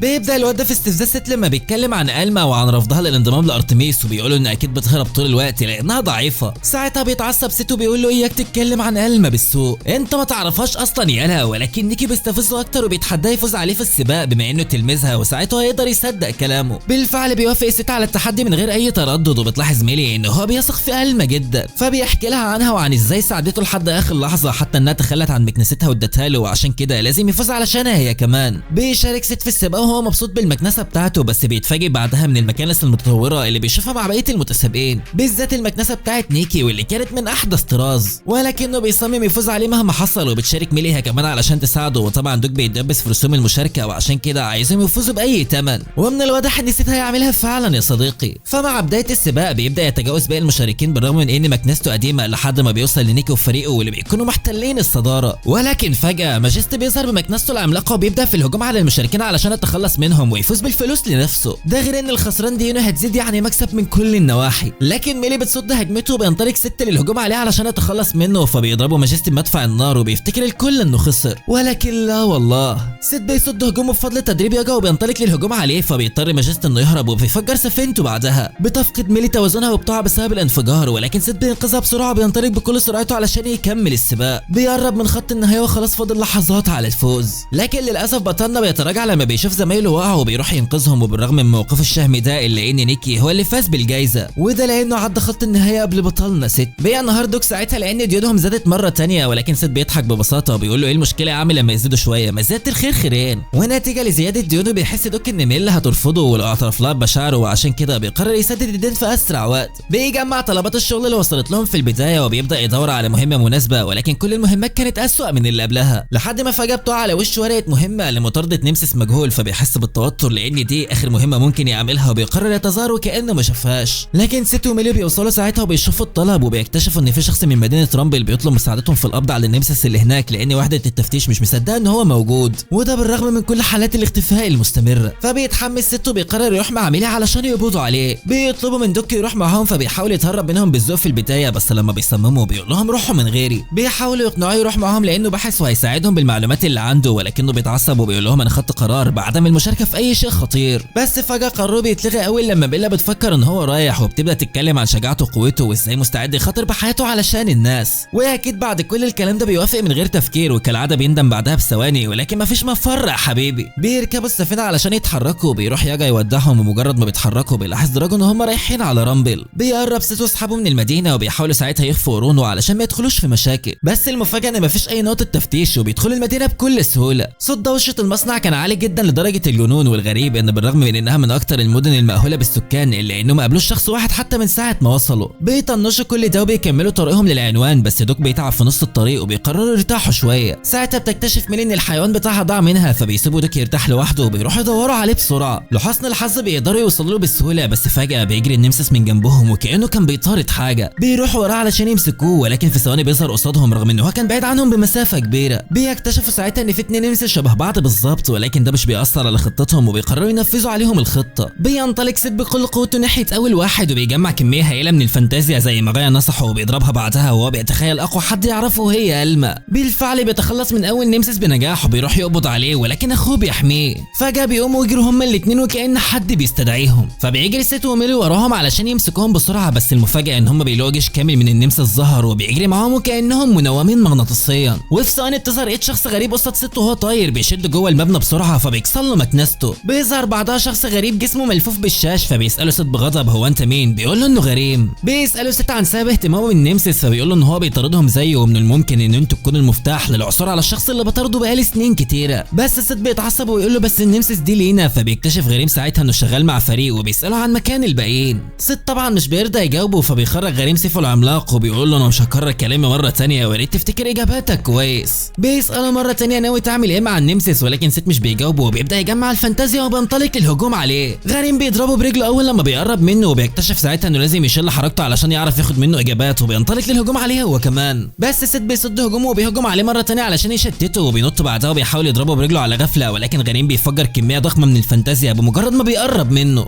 بيطل الحيطه اللي وراه بيحاول يقنعه بالاستسلام بعدها، بس من الواضح ان الكلمه دي مش في قاموس بطلنا، وعشان كده بيقوم سيت برغم اصاباته وبيهجم عليه مره ثانيه. بيصد غريم هجومه بسهوله وبيقرب منه، لكن ميلي بتتدخل ساعتها وبتنقذه بسرعه. في اللحظه دي بيقرر غريم يهرب، ولكن بيقول ان هو هيشوفهم تاني طول ما هم بيطاردوا النمسس. وبعد ما بيمشي فجاه بتوصل وحده التفتيش، فبيضطر سيت وميلي يهربوا بسرعه، بس بمجرد ما بيعرف القائد بوجودهم بيقرر يطاردهم ده وبيلوم سيت على كل اللي عمله. ولكن سيت بيقول المشكله حصلت بمجرد ما غريم ظهر، وظهر مع حوالي 15 نمسس. بيتفاجئ دوكو بيبدا يبني احلامه، لانهم لو قبضوا عليهم هيسدد ديونه وهيبقى من الاغنياء كمان، ووقتها هيقدر يتقدم للانسه ميلا من غير تردد. لكن قبل ما بيبداوا في القبض عليهم بيقرروا يدوروا على الزبون اللي بعت لهم الرساله ويعرفوا منه التفاصيل. وساعتها بيفقد كونرد اعصابه لان جنوده مش عارفين يقبضوا عليهم، فبيقرر ينزل يتعامل معاهم بنفسه. بس فجاه بيروح دراجو يزوره وبيبدا يستفزه بالكلام. بيتعصب كونرد وبيقول له انت ما بقتش القائد بتاعه، لازم تعاملني باحترام، فانا قائد زيك. دراجو بيحاول يجاريه، ولكن كونرد بيحس انه بيأمره وبيعند معاه في كل حاجه علشان يثبت انه قائد وليه كلمه. لما بيعرف ان دراجو جاي يقبض على سيت واصحابه بيقول انه هيستغل الفرصه دي علشان يقبض على كل المصابين القذرين كمان، لكن دراجو بيقول له ينسى الموضوع ده لان دي اوامر الجنرال تورك. بس كونرد بيتعصب وبيقول له مستحيل يقعد ساكت وفي صحراء في مدينته. بيروح سيت مع دوكو وميلي بعدها علشان يدوروا على الزبون اللي بعت لهم الرساله، وبيوصلوا لبيته ولكن بيقفل في وشهم. في ثواني ميلي بتتعصب وشخصيتها بتتغير وبتهدده، فبيضطر يدخلهم البيت. بيتعرفوا على العيله وبيسالهم اذا كان ابنهم قابل نمسس فعلا زي ما بعتوا في الرساله، بيقولوا له ان هو لمسه كمان. بيفتكروا انه مات، ولكن الواد بيظهر وقتها. وبالمناسبه الواد ده اسمه تاج، بيكون لابس قناع غريب وبيقول لهم ان هو ما قابلش اي حد. بس فجاه بيعطس وبيخرج منه ماده لونها بنفسجي غريبه، وبيكتشف ساعتها ان هو اتلعن. بيحاول ينكر هو وابوه، لكن مفيش مفر من اللي هم شايفينه. بيقول لهم انهم بلغوا وحده التفتيش اكتر من مره عن وجود النمسس، ولكن ما كانش حد بيصدقهم كل مره. فبيقول لهم دوك ان هم هيحتاجوا اذن وحده التفتيش بالشكل ده لانهم مش هيقدروا يقعدوا على الجزيره او يستخدموا السحر. لكن الاب بيقول له انت بتقول ايه؟ بس الناس دي مش هيساعدوا مهاجرين زينا، وبنعرف ان مدينه رامبل دي فيها مصانع كبيره، وعشان كده كانت الناس بتهاجر دايما للشغل فيها، لكن معظم السكان الاصليين مش حابين وجودهم ولا بيحسنوا الظن فيهم، وبكده مش هيضمنوا ايه اللي هيعملوا له لو عرفوا ان ابنهم مصاب، وعشان كده بيعتذروا لهم وبيطلبوا منهم يمشوا من الجزيره من غير اي مشاكل. ولكن سيت طبعا بيقرر يتعامل مع النمسس ويقبض عليهم عايشين كمان، وبيقرر تاج يعرفوا مكانهم، وساعتها بيعرف ان هو قابل نمسس واحد ضخم وبس. ميلي وقتها بتفهم ان ده غالبا النمسيس الاصلي اللي بيسيب الكل باللعنه واللي انفصل منه باقي النمسيس اللي شفناهم قبل كده، فهم اصغر في الحجم واضعف ومش بيسيبوا حد باللعنه. بعد شويه بيوصلوا للمبنى اللي تاج قابل فيه النمسيس وبيبداوا يتسللوا علشان يدخلوا المكان من غير ما اي حد يلاحظهم. اول لما بيدخلوا بيلاقوا شجره ريش هناك، والشجره دي بتكون موجوده مكان وجود النمسيس وبيستخدموها في صناعه ادوات السحر كمان. ولكن فجاه بتبدا الجزيره تتهز بشكل رهيب وكانها على وشك الانهيار، فبتبدا وحده التفتيش في اخلاء الناس للملاجئ وبيقرر دوك يروح معاهم علشان ما يموتش. لكن سيد بيرفض لان النمسيس بتظهر وقت اختفاء الناس، وعشان كده بيركبوا المكنسه وبيراقبوهم من فوق لحد ما بيظهروا فعلا. بيهجم سيد عليهم وبيحاصرهم جوه المبنى. فجاه بتخرج ورده غريبه من جسمهم وبتهجم عليهم بهجوم سحري، وبيحاول سيد يصد هجومها ولكنه مش بيقدر. بتنزل ميلي علشان تساعده بسرعه وبتخليه يقيدهم لحد ما بتعمل دايره سحريه علشان تمنعهم من الحركه، وبالشكل ده بيقبضوا على 3 نمسيس عايشين. بيبدا كل واحد يرسم احلامه من الثروه اللي هيكسبوها، وفي اللحظه اللي كانت ميلي هتختمهم في اللفافه علشان تمنعهم من الهروب فجاه بينزل 4 نمسيس زياده. ده كده مش هيسدوا ديونهم، دول هيبقوا مليونيرات.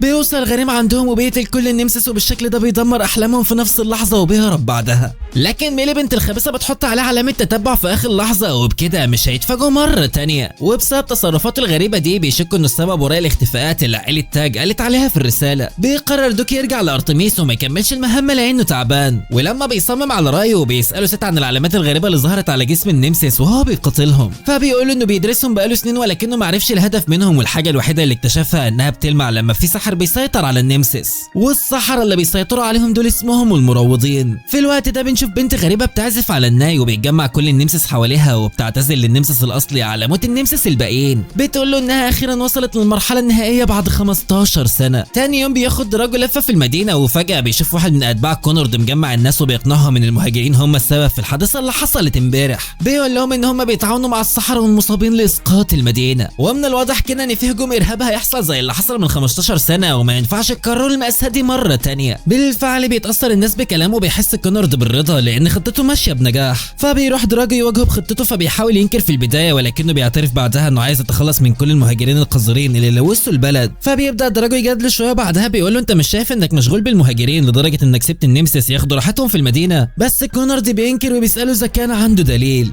بيحس دراجو ان مفيش امل، وبعدها بيقول له ان الجنرال تورك وصنايع المعجزات هيجوا بكره علشان يقبضوا على السحر اللي قرنين، وطبعا الجنرال هيكافئه على مجهوده لو كان بيعمل شغله يعني. بيحس كونورد بالتوتر لان خطته هتتكشف بالشكل ده، وبيقرر يستخدم السحرة المستخبيين علشان يشعل الشراره ويكمل بقيه خطته. في تلك الاثناء كان دوك بيستعد للرجوع لارتميس، وبالرغم من محاولات ست في اقناعه بالبقاء معاهم ولكنه كان متاكد ان الوضع مش طبيعي. فوحده التفتيش بتتجاهل مشاكل النمسيس تماما، ومفيش ضمان ان هم هياخدوا مكافاه لو قبضوا عليهم من الاساس. لكن ست بيقرر يقعد علشان يساعد الناس اللي ممكن يتعرضوا للهجوم، وبتفضل ميلي معاه وبيروحوا البيت تاج بعدها علشان يتغدوا معاهم. ولكن المفاجاه انهم بيلاقوا البيت متدمر. بيكتشف ان وحده التفتيش هجمت عليهم وبداوا يجمعوا كل المصابين والسحرة والمهاجرين بتهمه التخطيط لعمل ارهابي. بيجمع كونورد كل الموظفين بعدها وبيقول لهم نفس الكلام عن الهجوم الارهابي، وبيعرفهم انهم لو ما اتحركوش المره دي ساعتها المأساة هتتكرر. بس بيطمنهم انه مش هيخليهم يوصلوا للمرحله دي طبعا، لانه محتاج مساعدتهم علشان يقضي على الحشرات القذره اللي بتسكن البلد وبتلوث كل حاجه حتى الهواء اللي بيتنفسوه. بالفعل بينجح في قلب الرأي العام زي ما خطط، وبيطلب منهم يطردوا كل الحشرات اللي بتلوثهم علشان يرجع التوازن في بلدهم مره تانية. فبيجمع السكان اي سلاح او اي حد عندهم وبيبداوا يدوروا على السحرة والمهاجرين في كل مكان. طبعا دوك كان لسه في المدينه ساعتها فبيستخبى وبيحاول يهرب بسرعه، بس فجاه بيوصل لبيت مهجور كل النمسيس متجمعين فيه، وما كانش فاهم هم ليه سايبينهم ومحدش بيتصرف معاهم. بيقرر يبلغ سيتي الاول ويرجع بعدها لارتميس بسرعه، بس فجاه بيوصل واحد من المفتشين وبيقبض عليه. في الوقت ده كان السكان قبضوا على تاج وربطوه في العمود وبيقرروا يتخلصوا منه بحجه تنفيذ اوامر كونورد. لكن سيت بيوصل في اخر لحظه وبيلمس واحد منهم وبيقول لهم خدوا بركه الصحراء. بيفتكر الراجل انه اتلعن وبيهرب بسرعه هو والباقيين، وبيهرب سيت مع ميلي وتاج على المكنسه بعدها. ولكن رجاله كونورد بيشوفوهم وبيامرهم بتحضير المدافع والتصويب عليهم. بيقولوا له احنا محتاجين نخلي السكان الاول، ولكنه بيرد بان مفيش وقت نضيعه على امور تافهه زي دي عشان نحمي بلدنا العزيز. علشان نكسب الحرب لازم نقدم التضحيات. ما انت لعين صحيح يلا. ساعتها بيكتشف ست ان وحده التفتيش قبضت على عائله تاج لانهم كانوا بيخبوه، فبيقرر ينتقم من كونورد لان هو اللي ورا كل اللي بيحصل. ولكن فجاه سكان المدينه بيوصلوا علشان يقبضوا عليهم. ساعتها بيقرر ست يهرب بسرعه، ولكن ميلي بتتحول وبتكون عايزه تتخلص منهم، فبيضطر يشيلها ويجري قبل ما تتهور. بيقول لها ان الناس اتجننت بسبب احساسها بالخوف مش اكتر، ولو هجموا عليهم هيصيدوا الطين بله، عشان كده لازم يلاقوا كونورد اللي ورا كل ده ويوقفوه عند حد. وفجاه هم بيهربوا وبيهجم كونورد عليهم بالمدافع. اللعين بيامرهم بالاستسلام والا هيخلص عليهم، لكنهم بيصدوا الهجوم وبينطلق ست لتدمير مدافعهم وبتساعدوا ميلي في صد الهجمات.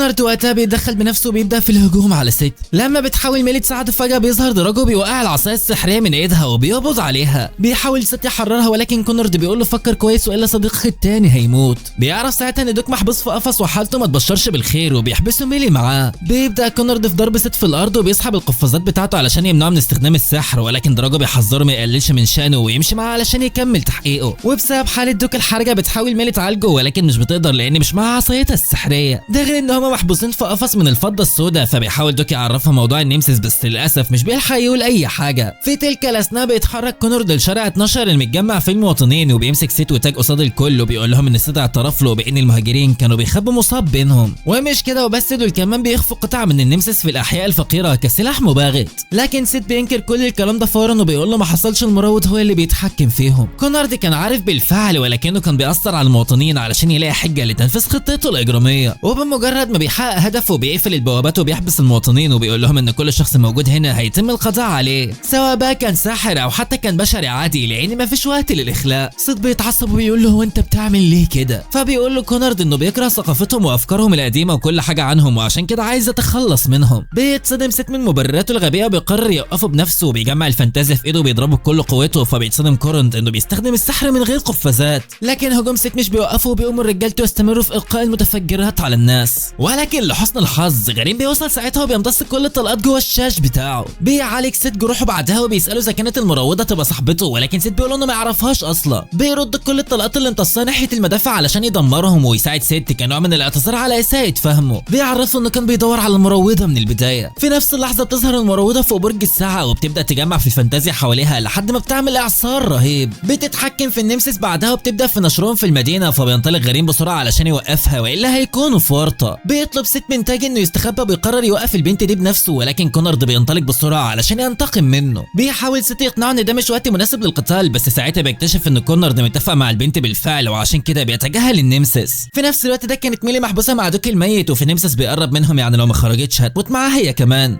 ولكن الحيوان بتاعها بينقذها في اخر لحظه وبيرجع لها العصايه السحريه بتاعتها بسرعه، فبتخرج تقاتل النمسيس. في نفس الوقت ده كان ست بيقتل كونرد ولكنه بيلغي كل هجماته السحريه باستخدام رمحه المصنوع من الفضه البيضاء. وبالرغم من هجوم النمسيس على المواطنين الا ان رجاله كونرد كانوا رافضين يفتحوا البوابات بسبب اوامره. بيتدخل دراجو ساعتها وبيفكرهم بوظيفتهم هي قتل النمسيس مش البشر، ولحسن الحظ ان هم بيقتنعوا. بيقرروا يوحدوا قوتهم لقتالهم بالفعل، بس فجاه بتوصل ميلي وبتتخلص من النمسيس اللي بيهجم عليهم. وبرغم ان هي فرصه مناسبه للقبض عليها ولكن دراجو بيسيبها لانها مش اولويه حاليا وبينطلق لباقي النمسيس. وسط كل الفوضى دي بتتكلم المروضه مع السكان وبتقول لهم ان هم يستحقوا الخوف اللي هم حاسينه دلوقتي. فده نفس اللي حصل من 15 سنه وكل اللي باقي هو المشهد النهائي. بتبدا تزود في قوه الفانتازيا حوالين البرج بعدها وبيكتشف ساعتها انها بتحاول تكسر الجرس وتوقعه على المواطنين علشان تتخلص منهم. بيخرج تاج علشان يفتح البوابه بسرعه وبيحاول كونرد يهجم عليه ولكن سيد بيوقفه وبيستمر في قتاله بالرغم من هو مش قادر يحرك ايده. بيبدا في السخريه منه علشان يشغله ويكسبوا شويه وقت، ولكن كونرد بيكشف خطته. وبالرغم من ان تاج بيفتح البوابه بالفعل ولكن الخنزير كونرد كان عامل حسابه وعامل بوابه تانية، فهو كان مصمم يتخلص من المواطنين باي ثمن. بس المفاجاه ان البنت بتغدر بيه وبترمي الجرس في الشارع اللي فيه مستودع الاسلحه ومصنع الحديد ومقر وحده التفتيش، وبكده تكون دمرت كل حاجه كونرد بيبنيها من سنين. بينفكر كونرد من الغضب وبيسالها انت ليه عملت كده؟ بتقول له ايه رايك احكي لك قصه صغيره عن الماضي. بتبدا تحكي له عن حياتها من 15 سنه لما وحده التفتيش قبضت عليها هي واصحابها المصابين وقرروا يجندوهم من القضاء على النمسيس. وبعد ما رحب سكان المدينه بهم فجاه اترموا في السجن مع المجرمين وبدا السكان يطالبوا بقتلهم كمان. ساعتها ظهر لهم بصيص من الامل واللي كان بيهون عليهم كل اللي بيحصل ده، وهو اوكسمار قائد وحده التفتيش. كان بيفكرهم دايما ان هم مش وحوش وادالهم النار علشان يشتتوا نفسهم عن اصوات المواطنين المزعجه، ولكن في الشخص ما كانش عاجبه التغيير اللي حصل. الشخص ده هو كونرد واللي كان عايز يتخلص منهم باي ثمن ودايما بيفكرهم انهم وحوش. بس اوكسمار كان بيتصدى له بيعرفوا ان مفيش فرق بينه وبينهم وعجزه عن تقبل المختلف هو سبب ضعفه. وساعتها زاد غضب كونرد وقرر ينتقم منهم بالفعل. في البدايه مثل انه صاحبهم وفتح لهم البوابه علشان يهربوا، ولكنهم ما كانوش يعرفوا ان نشر خبر هروبهم من قبلها وزرع الرعب في سكان البلد. ولما وصل اوكسمار علشان يساعدها ما كانش باقي غيرها فخدها للسجن مره تانية وحاول يهون عليها كالعاده. بس تفتكروا ان كونرد هيسكت لحد هنا؟ لا والله. ففي يوم من الايام فجاه انتشر الخبر بظهور نمسيس في المدينه، وساعتها طلب كونرد من اوكسمار ان هم يستخدموا البنت دي في القضاء عليه. وبالرغم من انه اعترض في البدايه ولكن ما كانش في حل تاني وعشان كده طلب مساعدتها وقرر وقرر يحميها بنفسه. كونرد وقتها غدر بيه وفجأة هجم عليه قصادها وتخلص من صاحبه التاني علشان ما يفتنش عليه، ولكن قبل ما يخلص على البنت اتدخل اوكسمار باخر قوه باقيه عنده وساعدها على الهروب. وفي وسط ياس البنت قررت تستخدم النايه علشان تهدي نفسها، وساعتها اكتشفت قدراتها على ترويض النمسس. وقتها حست ان النمسس شبهها فمحدش عايزهم هما الاتنين. قررت تهرب معاهم ولكن كونرد كمل خطته وهجم بالمدافع على الشارع ال13 فانهار الشارع بالناس اللي فيه. مش بس كده، الاول كمان رمى اللوم على المهاجرين اللي في السجن. اقنع القائد بتاعه ان انهيار الشارع ال13 كان الطريقه الوحيده لانقاذ البلد. اما انت لعين يا اخي. ومن كام شهر بس لما قالت له انها تتخلص من المهاجرين وافق على عرضها بكل سرور، وبالفعل بيعترف كونرد قصاد الكل بانه ناوي يتخلص من المهاجرين كلهم. مش بس كده، لا ده كمان ما عندوش مانع انه يضحي بالمواطنين العاديين. بيتصدموا المواطنين من اعترافه وبيفتكروا ان البنت هتساعدهم، ولكن بتقول لهم فوقوا انتوا كلكم هتموتوا هنا النهارده. فانتوا في الاول وفي الاخر ما اختلفتوش عن كونرد في حاجه. كل واحد كان موجود منكم شارك في دم الاطفال الابرياء اللي ماتوا لانهم مصابين او سحرة. نفس اللي حصل زمان بيحصل دلوقتي، وعملتوا اللي كونرد امركم بيه من غير اي تشكيك وحاولتوا تقتلوا الناس.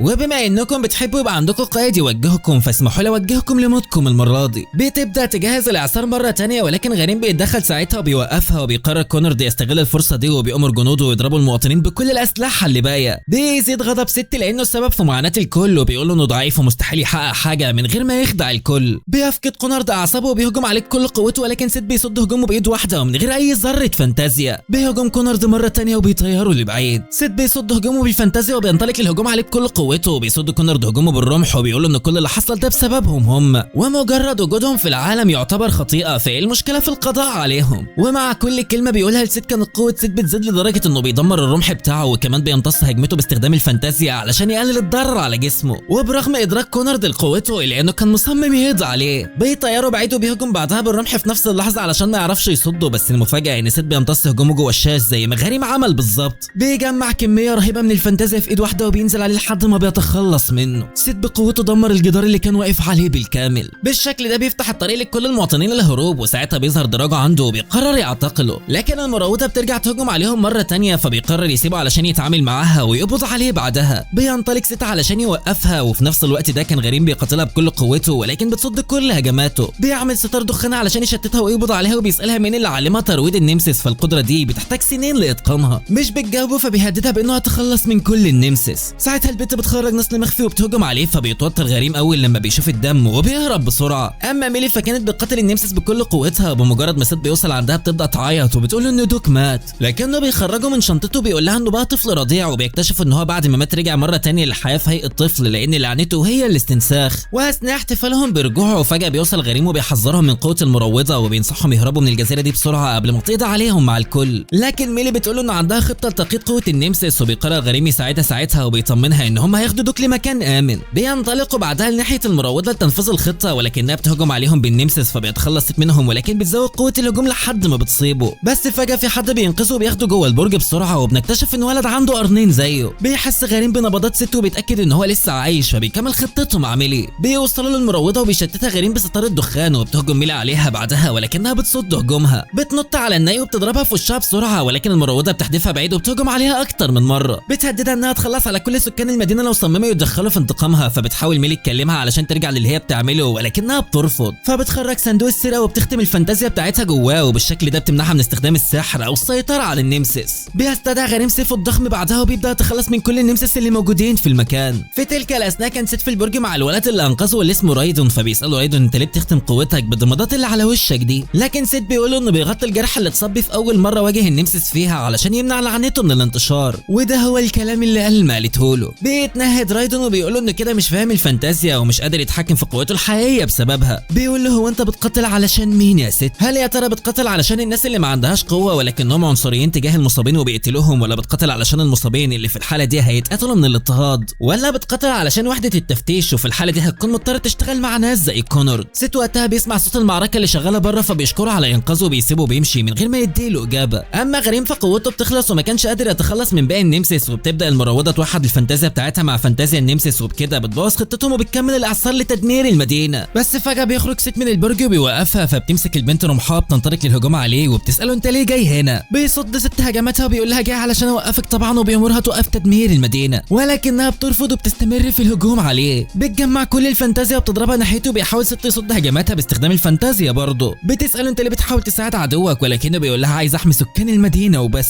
ساعتها بتفقد اعصابها وقوتها بتزيد لحد ما بتصيبه وبتقول انهم ما يستحقوش، لكن سيد بيقوم مره تانية وبيقول لها ان كونورد هو السبب في كل ده، لكنها بتقول له لو فاكر ان التخلص من عضو واحد من وحده التفتيش هيكون كفايه تبقى عيل ساذج. فالناس اللي بتشجع وحده التفتيش علشان يوصلوا اللي هم عايزينه ويحموا نفسهم وبس. بيقول لها احنا لو قتلناهم لانهم عنصريين ناحيتنا هنكون بنعمل نفس اللي كونورد عمله. بتقول له مهما عملنا عشانهم هيفضلوا خايفين مننا وبيندهونا بالمصابين. بتساله هو واقف مع مين بالظبط، ولكنه بيقول لها انه مش واقف مع حد، انا هستخدم سحري علشان انقذ الكل. بتهجم عليه مره تانية وبتقول له الناس اللي انت بتنقذهم دول بيضطهدوا الصحراء وحرموني من امي وقتلوا صحابي، ووقت ما النمسس بيظهروا بيستنونا نضحي بحياتنا علشان ننقذهم. لو ناوي تحمي ناس زي دول فانت مش زيي. وبتهجم عليك كل قوتها بعدها، ولكن سيد بيقاومها وهو بيصرخ ان هي غلطانه. فبتوقف البنت هجومها وبتروح تتكلم معاه، وبيعترف ست بانه مش قادر يسامحهم زيها وفكر كتير في تدمير كل حاجه، ولكن ألما وقفته دايما كان حاسس بالاحباط وعشان كده فاهم كل حاجه هي بتعملها. بتحس البنت بالراحه وبتعيط على كتفه ساعتها، ولكنه بيكمل بانه مش عايز يبقى الوحش اللي هم فاكرينه. بيشد اللفافه اللي مختوم فيها قوه النمسس اللي موحده قوتهم معاها، وبالشكل ده بيلغي هجومها وبيمنع وقوع الجزيره. البنت بتكون فاكره انه هيسلمها لوحده التفتيش، ولكنه بيقول لها ان ده مش هيحصل. بيسالها ايه اللي هتستفاده لما تكون شريره. بتقول له الصراع ما بين البشر العاديين والصحراء موجود من زمان ومفيش حل غير انهم يختاروا الجانب اللي هيقاتلوا فيه، لكن سيد بيقول لها ان مفيش داعي لاختيار جانب معين، وبيطلب منها تساعده في تدمير الرايدن وساعتها هتخلص من كل النمسس وهيعيشوا كلهم كاصدقاء مع الكل. ولكن فجاه بيظهر مجسم ضخم بشكل راجل عجوز، وبيكتشفوا ساعتها ان ده الجنرال تورك وصل مع صانع المعجزات وبيستخدم قوه خاصه اسمها قوه المعجزات. بيأمرهم العجوز بتسليم ست لانه متهم بقتل العقيد في فان. فبيتفاجئ ست لانه ما يعرفش حاجه عن الكلام ده، بس الغريب انه كان حاسس انه عارف الاسماء اللي ذكرها. قبل ما يدافع عن نفسه فجاه بتقبض عليه المروضه اللي اسمها هيلمن بالمناسبه، وبتقرر تستغله لانها بتحس انه مهم. بتعرض على وحده التفتيش ان هي تسلمه بشرط تحرير كل السحرة اللي في السجون والتوقف عن مطاردتهم، ولكنهم بيرفضوا طبعا. فبتتحرك مع الست لحد ما بتوصل للفافه بتاعتها وبتوحد قوتها مع النمسس مره تانية وبتهجم عليهم. بتستغل تشتتهم وبتدي اللفافه لست وبتقول انها مش هتقدر تشاركه رحلته، وبتنطلق لقتال العجوز مره تانية. بيحاول ست يساعدها ولكن غريم وميلي بياخدوها على المكنسه وبيهربوا. وفجاه وهي مشغوله في القتال مع العجوز بيوصل الجنرال تورك وبيطعنها في ظهرها. ساعتها بيفقد ست اعصابه وبينطلق للهجوم عليه بكل قوته، بس فجاه بيظهر واحد من صناع المعجزات وبيوقفه وبيقرر يقتله. فبيبدا ست يتحول بشكل غريب وكأن حد سيطر عليه وبضربه واحده بس بيهزمه. بينطلق بعدها لمقاتله العجوز سانوتاري وبيصيبه اصابه كبيره. بيفعل الجنرال تورك قوه سيفه وبيهجم عليه ولكنه بيصد هجومه. فبيطيروا الجنرال لبعيد وبيهجم سانتوري عليه فبينهار المبنى من تحت وبيوقعه، لكن غريم وميلي بيمسكوه بيهربوا بسرعه وبيروحوا المنطقه فاضيه وبيخرج غريم تابوت فيه ناس عايشين. بيكتشفوا ساعتها ان الاختفاءات اللي حصلت كانت بسببه فعلا، ولكنه كان بيخفي الناس علشان يحميهم. فجاه بتوصل سفينه ضخمه من ارتميس بتاخد ست واصحابه وبيهربوا بسرعه. في الوقت ده بيدخل ست لذكرياته وبيشوف بيرون هناك. بيساله ليه عمل كده، فهو اللي كان بيتحكم فيه وحوله لوحش، ولكن بيرون بيقول له ان دي كانت الطريقه الوحيده لانقاذه. بيتعصب وبيقول له انه ما كانش عارف يفرق بين العدو والصديق، وشاف صور وذكريات ما يعرفهاش، وبيساله اذا كان هو السبب برضه. بيقول له بيرون ان دي قوته وكانت دايما عنده، وكل اللي عمله هو مساعدته للوصول ليها. بيقول له ست انت مين اصلا وليه شبه كده، فبيقول له بيرون انه هو اخوه الكبير. انت ليه حاسس بالاحباط بالرغم من انك هزمت كونورد، فبيقول له انا عارف بان في اشباه كونورد كتير ومش عارف ازاي اوقفهم كلهم. بيساله اذا كان هيقدر يوصل لرايدن ويصلح كل حاجه، ولكن بيرون مش بيقدر يجاوبه وبيقرر يسيبه يفكر لوحده. بعد اسبوع بيفوق ست من غيبوبته اخيرا وبيكتشف ان غريم عالجه وانقذه مره تانية، بس فجاه بيحس بوجع وهو بيتكلم. فبيقول له غريم ان هجوم تورك هو سبب الجروح دي، وللاسف قوه سيفه بتقطع السحر وبتدمر الاسلحه السحريه، وانهم مش بيقدروا يعالجوا الجروح اللي بتحصل بسببه باي سحر كمان. بالشكل ده ممكن ما يقدرش يستخدم الفانتازيا بايده المصابه مره تانية، ولكن ست ما كانش متضايق لانه ما بيعملش حاجه بقوته غير الدمار. بيسال ايه اللي حصل لمدينه رامبل، فبيقول له ان صناع المعجزات بيشرفوا على اعمال الترميم هناك. محدش عارف ايه اللي هيحصل بعد غياب كونورد، ولكن هتكون احسن على الاقل. بيسالهم عن النمسس بتاعت هيلمن وبيطمنوا ميلي ان هم عايشين بسلام في منشاه خاصه بالاكاديميه، فبيحس بالراحه لانهم قدروا يحميهم زي ما طلبت على الاقل. بيروح يزور الانسه ميلا بعد غياب طويل، وساعتها بيعرفوا ان كل المدينه بتتكلم عنهم لانهم الابطال اللي انقذوا مدينه رامبل، وتحديدا ست اللي انقذ الناس من ساحره شريره معروفه بالمروضه.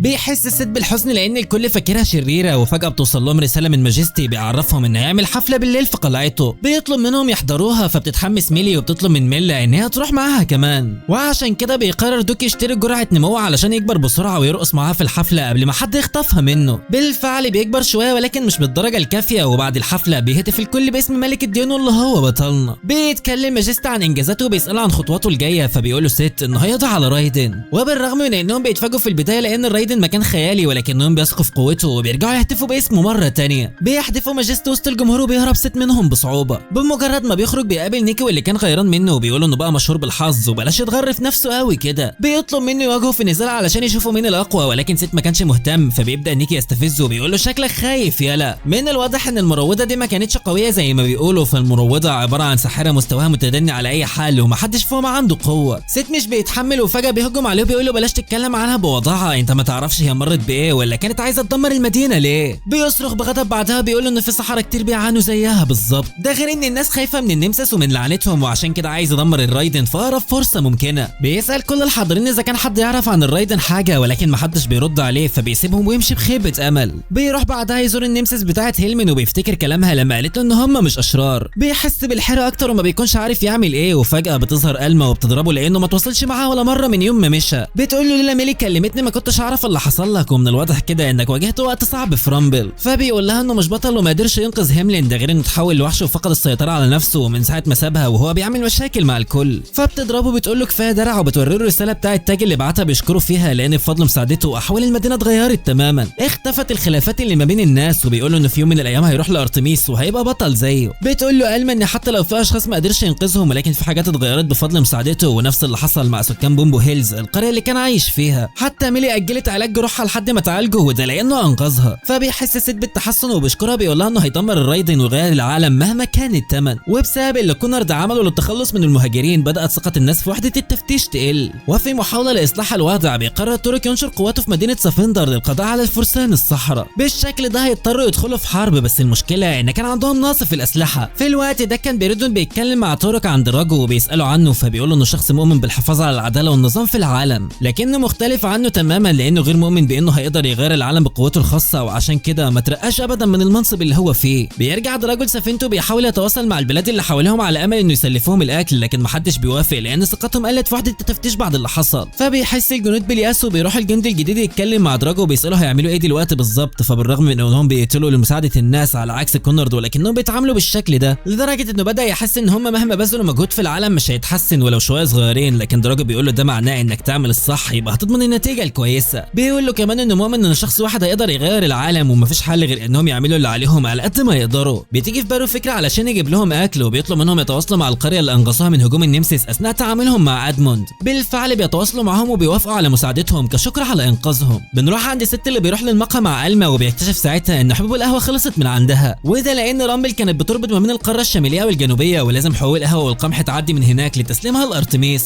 وبما ان المنطقه غير صالحه للتجاره بعد اللي حصل يبقى من الصعب نقل المنتجات، لكن ميلي بتقول لهم مفيش حد هيموت من غير قهوه. بيفتكر دوك صديقه اللي اخطبته لما بيروح يطمن عليه بيلاقيه على وشك الموت فعلا، فبيطلب من ست وميلي يدوروا على القهوه باي طريقه. بعد لف كتير قدروا يلاقوها فعلا وانقذوا صديقه، ولكن دوك كان على وشك الموت بعدها لما اكتشف ان ماجستي باع لهم كوبايه القهوه ب 100 مليون. في الوقت ده بيوصل استدعاء لدراجو للمقر الرئيسي، فبيقرر يسيب السفينه في عهده النائب بتاعه وبيقرر كمان يتحمل مسؤوليه اللي عليه في رامبل لوحده. وبرغم محاولات ست في تخطي مقاسات رامبل الا ان ذكرياته كانت بتلحقه، وده غير انه كان خايف وبيسال ألما اذا كان بقى وحش ولا لا. بتقرر ألما تروح معاه لزياره ياجا علشان تتكلم معاه عن الرايدن، ولكن بمجرد ما بيوصلوا بيكتشف ان هو مشي وسايب لهم رساله بيعرفهم فيها انه مش عايز يقابل ألما، لكن بيطلب منها تقول لست يروح لكاسلين مارلين لان سمع ان الفرسان الصحراء اللي هناك بيدوروا على رايدن. فبيسالها ست ايه كاسلين مارلين دي، بتقول ان ده عاصمه سنفادور، وبتعرفه ان المفتشين قرروا يطاردوا الصحراء اللي هناك علشان يرجعوا سمعتهم اللي خسروها. فبيتعصب ست وبيقرر يمنعهم قبل ما يأذوا صحراء ابرياء مره ثانيه، وبرغم خوف ألما الا انها بتسيب القرار في ايده زي ما ياجا طلب منها في الرساله، وقال لها ان ست نضج واكيد هيلاقي الاجابه بتاعته في الطريق. بيقرر الست يروح لكاسلين مارلين بالفعل وبيطلب من دوك وميلي يساعدوه كالعاده. دوك بيرفض لانه مش عايز يعرض نفسه للخطر مره ثانيه. لما بتعرفه ميلي ان هي عايزه تساعد ست بيفكرها ان هي مساعدته، وبيطلب منها تروح تجيب له الادوات اللي محتاجها علشان يشتغلوا ويسددوا ديونهم. بيحس ست بالاحباط وبيقول له كنت فاكر اننا اصحاب يا دوك. فبيقول له انه كان محظوظ لما رجع عايش المره اللي فاتت، ولكنه ناوي يقاتل صانعي المعجزات وناس زي كونرد مره ثانيه، وبيساله اذا كان عايز يعرض حياه ميلي للخطر ده. ست بيتردد بسبب كلامه وبيبدا يفكر انه محتاج يقاتل بالشكل ده علشان يلاقي رايدن، وهل هل النمسيس فعلا اشرار؟ بس في النهايه بيكتشف ان مفيش حل غير انه يوصل لرايتن ويعرف الاجابه بنفسه. ساعتها بيوصل ماجيستا عنده وبيساله اذا كان ناوي يروح لكاسل مارلين، فبيتفاجئ سيتو انه عارف وبيساله اذا كان المكان خطير. فبيقول له ماجيستا ان ارتميس هي المكان الوحيد الامن للصحراء واي مكان تاني هيتعرض فيه للخطر. فبيساله سيت هي ليه الناس بتخاف مننا وبيندهونا بالمصابين. بيقولوا انه شاف بنفسه انهم بيخافوا من اي حاجه مش شبههم، وبيعرفوا بعدها ان زود التكلفه بتاعه الحفله الاخيره على ديونه. بيتصدم سيت لانه ما طلبش حفله اصلا، وبتظهر الما ساعتها وبتقول له طماع زي العاده. فبيضحك ماجيستو وبيقول للست انا هستناك ترجع تسدد ديونك. فجاه هما بيتكلموا بينزل بيت نمسيس من السماء في كل مكان، فبيفعل ماجيستا حاجز الدفاع بسرعه وبينشر قواته للقضاء عليهم. بتقرر الما ترجع لسفينتها ساعتها وبتطلب من سيت ما يتهورش، ولكن بيظهر نيكو بيستفزه كالعاده لانه مش بيقاتل النمسيس. فبيتعصب سيت وبيقول له ان مش كل النمسيس اشرار، بس طبعا نيكي بيقول له ان ده كلام سخيف. وفجاه بيجي دوكو بيقول له ان ميل راحت تجيب له الادوات من الغابه اللي وقع فيها النمسيس دلوقتي. فبياخد سيت مكنسه نيكو وبينطلق بكل سرعته، ولحسن الحظ انه بينقذها في اخر لحظه من هجوم النمسيس. بيبدا يشتته لحد ما ميلي بتسجنه في الدايره السحريه وبيهجم عليه بعدها. بس فجاه النمسيس بيقوم مره تانية وبيهجم على ميلي وهي مشغوله، ولكن سيت بيزقها بعيد بسرعه فبيمسكوا النمسيس بدلها وبينزل بيه تحت الميه. بيحاول سيت يهرب بس مش قادر، وساعتها بيفقد اعصابه وبيبدا يتحول مره تانية. بمجرد ما بيتخلص من النمسيس بيرجع لطبيعته وبيكتشف اللي حصل. بيحس بخيبه امل مره تانية وبيقرر يمشي تاني يوم مع الما من غير ما يودع اي حد علشان ما يترددش ويتحرك على كاسل مارلين. ودي هي كانت البدايه في اكتشاف رحله سيت لطريقه الحقيقي، واكيد مستنينا مغامرات اكتر واثار اكتر هنكتشفها بعدين. بس للاسف الموسم الاول من الانمي خلص لحد هنا. ما تنساش تعمل لايك للفيديو ده وسبسكرايب في القناه صديقي، عارف ان انا مقصر معاك بس انت قدها وتقف جنب انا عارف. ويلا اشوفكم ايه الفيديو اللي جاي. سبحان الله وبحمده، سبحان ربي العظيم. صلوا على النبي وسلام.